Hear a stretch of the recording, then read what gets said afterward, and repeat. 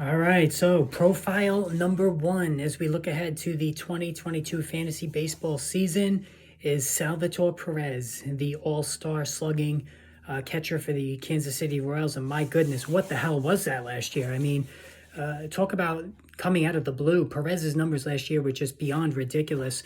48 home runs, 121 RBIs, and 88 runs scored. You know, it was a Mike Piazza, Johnny Bench kind of season. And actually, as a matter of fact, neither one of those guys ever hit that many home runs.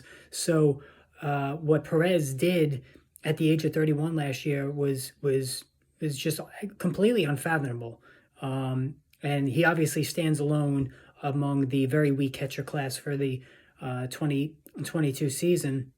And it does give a somewhat of a dilemma in terms of how to price Perez going forward. Now, with 48 home runs, I mean, my goodness, that's almost first round territory just based on the amount of home runs that he hit. But since he's a catcher and will be 32 this year, there is inherent risk given his age. So that is something that you have to take into account when gauging, what you want to pay for Perez.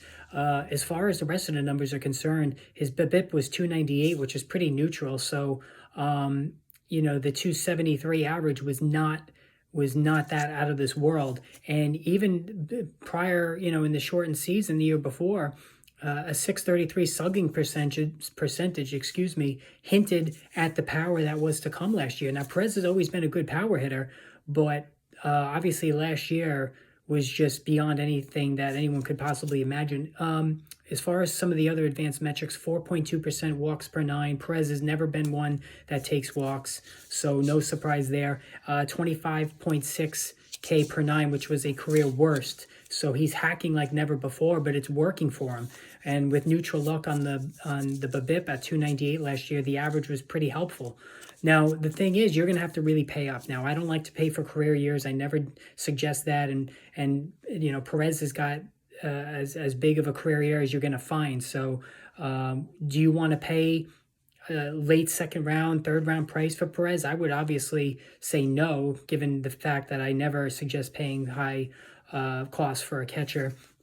And there's absolutely no chance that he's going to repeat that. Now, he did play 161 games last year because he got to man the DH spot when he wasn't behind the plate. And, that's what he will do again this year. So 40 home runs is not out of the question. I think he settles more in the 35 range. He's another year older, very high workload last year. That could lead to some injury problems.